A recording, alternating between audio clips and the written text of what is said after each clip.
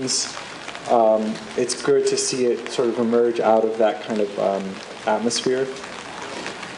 And so I'll tell you a little bit about my blog. I'm sort of maybe kind of an outlier in this event because my training and my practice is as a journalist.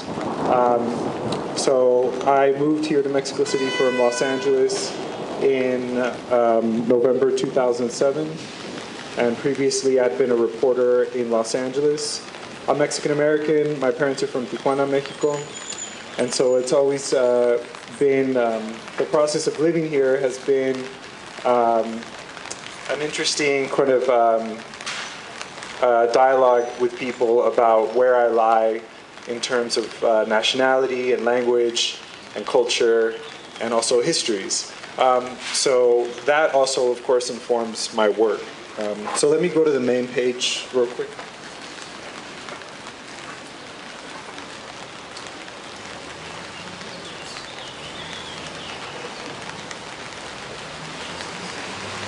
Let's write this down.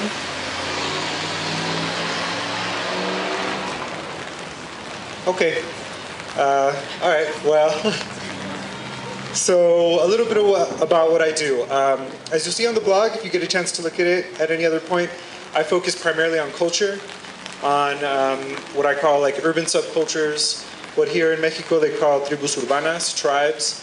And so that includes everything from emos to punks to goths to rockabillys to fashion kids to the gay community to the political world to every kind of world. And I try to, as much as possible, in the blog, insert myself in these different kinds of scenes and try to extract, I guess, what they mean for the community. And one of the things that I found in the process of doing this work is that each community or each scene develops its own geography of the city, so that there is a separate history and there's a separate map that relates to a scene, right? So one of the things that, and this is all sort of in the process of doing a book about specifically this area and about Mexico City at the start of the 21st century from a Mexican-American perspective and so on.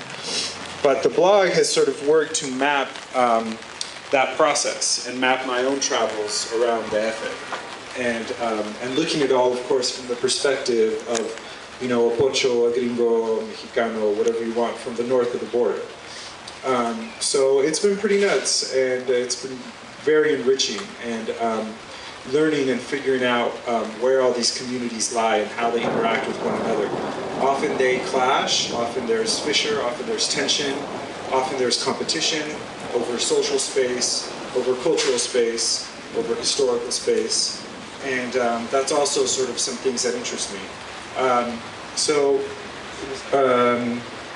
I guess speaking about my own speakers, and that's something that I try to reflect in the people that I curated or invited to Postopolis. Tonight, hopefully, we'll have Ali Gadoki from Cumbia Queers, and she comes from sort of like a deep alternative punk background in Mexico City from the 90s, being a member of this band called Ultrasónicas. Tomorrow I'm going to be talking to Carlos Alvarez Montero, who photographs sort of transnational cholo culture between New York, Los Angeles, and here in Mexico. Kids who sort of dress in this California style, but are sons of migrants from Mexico, but live in New York. And he also has a really interesting series called Adapt and Adopt, in which, sort of similar to my own work, he looks at the ways in which people sort of not costume themselves, not mask themselves, but address themselves, I guess, in certain codes to signal their allegiance or their connection to a certain community and subculture.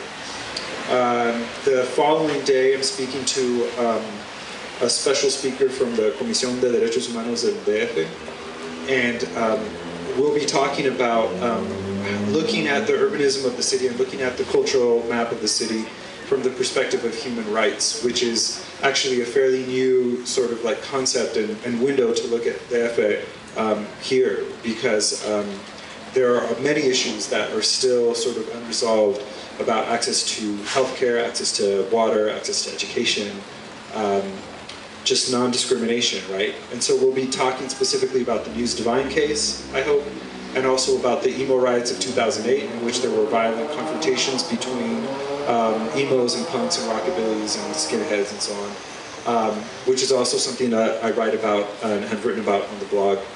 And then let's see, we'll be looking at some critical theory from El Espectro Rojo, and that includes Cuauhtémoc Medina, Mariana Boté, and Elena Chavez McGregor.